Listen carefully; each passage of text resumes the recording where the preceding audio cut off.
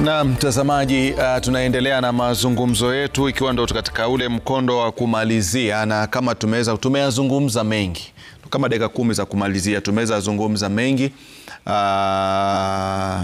na yanayotarajiwa ni mengi. Maana ukiangalia jumbe hapa, watu wanasema Rashid, tutakwenda barabarani, na kuna wengi wanasema rais mbona hajaongea.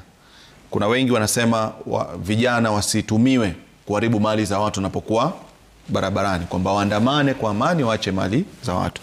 Na kuna baadhi pia wanasema wale ambao watakaolipwa basi wasikubali kuchukua pesa, waache mali. Kwa hiyo kila upande unasimamia upande wake. Kuna kitu ningependa kuuliza Profesa, kabla niende kwa Wilmark. Mlivyokuwa mnakaa wakati mnapigania, alafu tukaja katika masuala ya kuja kuchukua maoni ya kutengeza katiba, wakati huo tumempa nafasi ya Shpalghai akiwa anatembea kila sehemu kuchukua, pakaja hoja ya kwamba kuwepo na tume huru kutakuwa ni njia mojawapo ya kuhakikisha kwamba haki inapatikana hapa nchini Kenya. Ndio maana tukawa na kutaja tu baadhi, tukaja katika masuala ya kupambana na ufisadi na maadili, tukasema lazima tuweke tume huru. Kija katika masuala ya chaguzi, kwa chaguzi nyingi zimekuwa na dosari, tukasema kwamba kutakuwa na tume huru ya mipaka na chaguzi. Tukitoa mifano hiyo, shida ambazo Wakenya wanazililia ama vijana ambao wanazililia, kwanza ni kwamba Kenya kuna ufisadi. Pili, wanalia kwamba kumekuwa kuna utovu wa maadili ambao wanazungumziwa. Ya tatu ambao wanazungumzia, wanataka kwamba uchaguzi usiwe jambo la kufa kupona, kwamba mtu anaamini kwamba yani kiwa basi kila kitu kinasimama. Baada ya sisi kufanikisha zile tume huru kwa katiba yetu ya Kenya, zimekuwa na ufanisi kwa uhalisia katika nchi yetu ya Kenya? Nafikiri ni kweli kwamba hapo awali rais alikuwa na nguvu nyingi sana. Naam. Na ikasemekana alikuwa ni kama mfalme. Alikuwa amefika kiwango cha anafikiri yeye ni mfalme. Imperial presidency.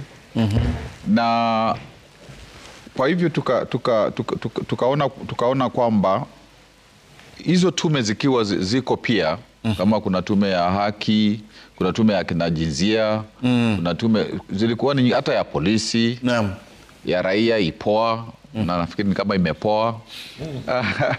Sasa tukaona kwamba kwa hivyo katika sio executive peke yake, na bunge na judiciary, tukasema kwamba kuwe na kitengo ni kama cha 4 cha hizo commissions. Lakini sasa ukiangalia mahali tumefika, hawa watu sasa wakichaguliwa, wanachaguliwa tena, inakuwa rais ana mkono mwingi. Ni kama yeye ndio anaamua wale wengi wanachaguliwa. Kwa hivyo wakati mwingi inakuwa hata pesa hawapati za kufanya kazi. Kwa hivyo zimedhoofishwa kwa kiwango cha juu. Na kwa kweli hata nilipata nafasi siku moja ya kukaa katika kikao chao, nikiwa kama nimeulizwa ni wazungumzie. Na muda mwingi walikuwa wanasema kwamba kazi yao haiendelei kwa sababu hakuna pesa, na unaona wengi ni kama wako karibu na hiyo executive. Kwa hivyo tukiendelea hapo mbele, nafikiri jambo lingine vijana wetu wanasema kwamba ni lazima katiba itekelezwe. Itakuwa ni kitu cha maana kuwa na hawa commissioners, wale kwa kweli mtu anajua kwamba yeye ni huru na hiyo commission ni huru, inataka watekeleze kile kinasemekana na katiba. Ikiwa ni mambo ya maadili, EACC inakuwa kwamba inaona kwamba ni huru na inafanya jinsi sheria na katiba za chini ya sheria zinasema. Ikiwa ni sasa kama uchaguzi, hata watu wanaofu sana, hawajui kwamba hii IEBC ni IEBC independent ama ni IEBC kuna mtu amepeleka ndugu huko, amepeleka nani huko. Kwa hivyo tukiendelea hivyo, ni kila wakati kukeuka katiba.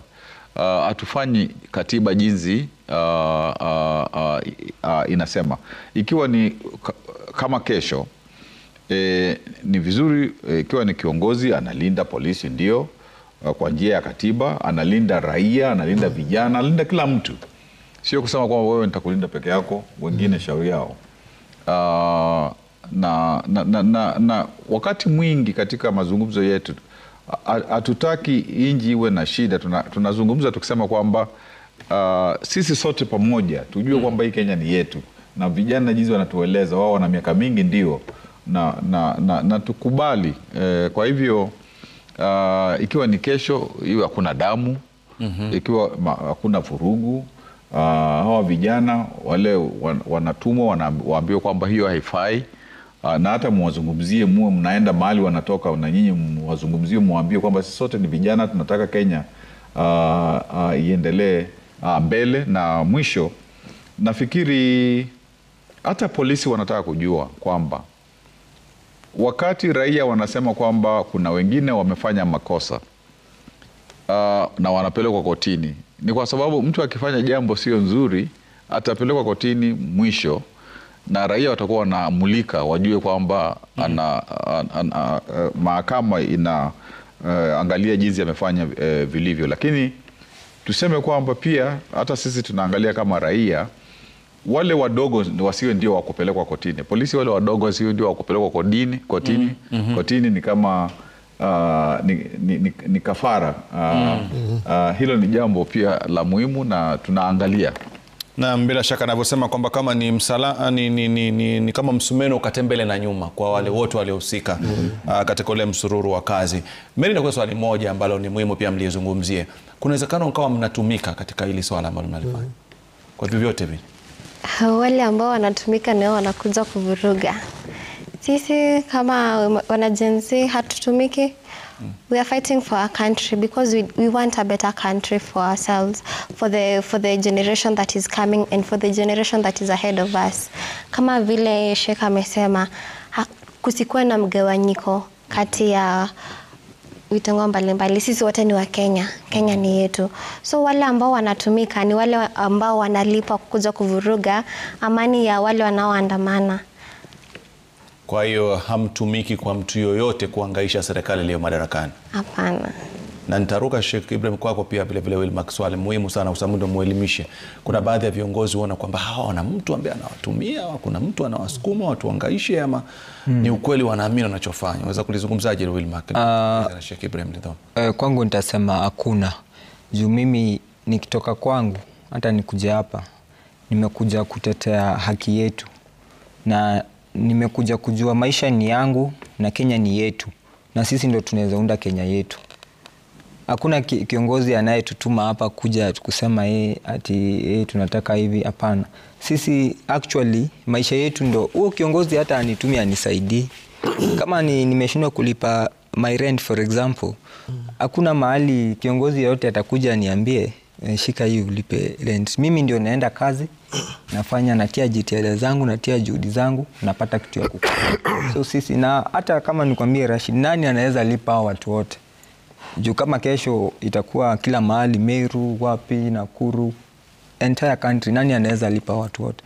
Watu wamechoka na inatoka kwetu. Ndio maana hata tunaanza kama ni kesho for example, ulikuwa unapata kama last year ulikuwa unafanya Tuesday, Thursday, hatuchoki. Juu sisi we have a goal. Na hakuna mtu anaweza kutulipa, nobody can pay us. Na sisi tumechoka, na hawa na siasa wote ni waongo tu. Sisi tunataka tukue na mwamko mpya. Hata kama kuna wale maybe wanatusaidia hapa na pale, lakini tunataka tuwe na mwamko mpya. So hakuna aliyetutuma na hakuna anaye na uwezo ya kutulipa. Hata ile hekima tunayo, the value and the capacity we have, nobody can really pay. Hakuna mwenye anaweza tulipa. So, wale wanaotupa motisha ni wenye wanatukejeli. Asante sana. Sema wale ambao ikiwa mnawakejeli sana kwa dharau ndio mnawapa nguvu wa kupigania haki zao. Masheke pia mnalaumiwa kwamba kuna wengine ambao kidogo mmewekwa mifukoni. Sheikh Ibrahim Lidhom, talizungumzaje hilo? Wajua katika kapu moja la samaki haikosekani wale ambao wameoza ndani yake. Kila soko wana mwenda wazimu wake. Naam. Hata ni kama vile tunavyozungumzia polisi. Kwani ni wote? Kuna wale ambao ni wazuri tumewaona. Hata wanasiasa ni wazuri. Profesa mimi kwanza ni mfano mzuri sana wa kuigwa kama mwanasiasa ambaye alikuwa ni mzuri, na simsifu kwa sababu yuko hapa. Hata kama hayuko anamsifu hivyo.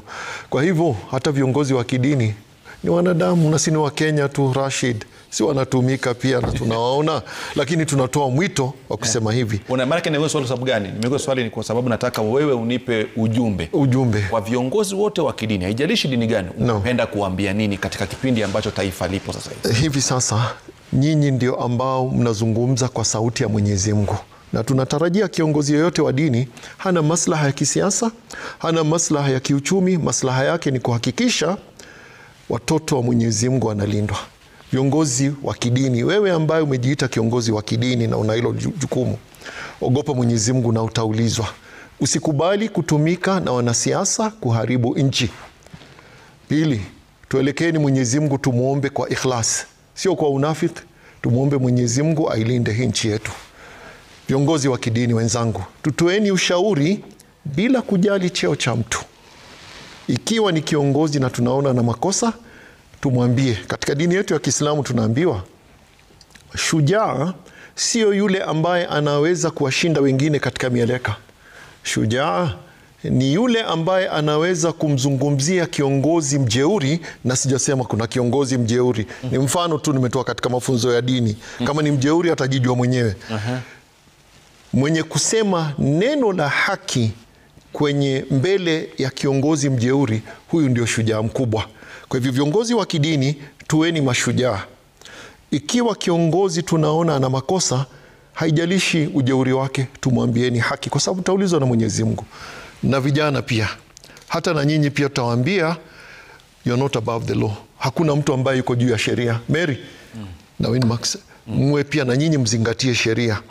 Mwisho kabisa, tujue hii nchi ni yetu sisi wote. Na Mwenyezi Mungu ametupa nchi nzuri sana Rashid. Mimi sitaki kwenda nchi nyingine, hapa ndio kwetu. Na Mwenyezi Mungu alinipangia niwe hapa, nifie hapa, niwache watoto wangu na wajukuu wangu hapa. Kwa hivyo tulindeni nchi yetu ya Kenya sote. Tutailinda vipi? Sio kwa maombi peke yake, maombi na vitendo. Tunaambiwa ndani ya Qur'ani, nitamalizia na hii, hakika Mwenyezi Mungu hatobadilisha hali ya watu mpaka watu wenyewe wabadilisha hali zao. Musa alayhi salam, na iko kwenye Biblia, Moses, Mwenyezi Mungu alimtuma kuokoa wana wa Israeli kutoka kwa kiongozi mjeuri. Ilibidi atumie miujiza wa Mwenyezi Mungu ulifanyika, lakini kitendo kilipatikana. Kitendo kidogo na muujiza wa Mwenyezi Mungu. Tunamwomba Mwenyezi Mungu afanye miujiza kupitia kwa vijana wetu na viongozi ambao wanawajibika. Tusiharibu nchi yetu. Mwenyezi Mungu ailinde Kenya. Na katika kumalizia kwako, inamaanisha kwamba yoyote yule anaweza kuwa Musa, yategemea na huja. Anaweza kuwa kwanza alikuwa ni kijana Musa, wakati huo alikuwa ni kijana. Semi kitu. Na anamaanisha kwamba kwa capacity ulionao wewe unaweza kuwa Musa, kubadilisha kile ambacho ni kigumu katika sehemu ambao upo. Wewe ni kiongozi, wewe si kiongozi, kila mtu ana jukumu la kuweza kubadilisha hali ilivyo hapa nchini Kenya. Sheikh Ibrahim Lidhome kauli ameweza kutupa. Nashukuru pia vile vile uwepo wake Profesa Kivutha Kibwana, Mary Ngige mwanafunzi wa sheria, na pia vile William Makgasheru mtetezi wa vijana. Asanteni sana kwa kuja. Kila laheri katika safari hii ya kuweza kuijenga Kenya. Mnaijenga kama tunavyoijenga katika majukumu yetu sisi kama wana habari. Mimi naitwa Rashid Abdalla, niweke mahali pema moyoni.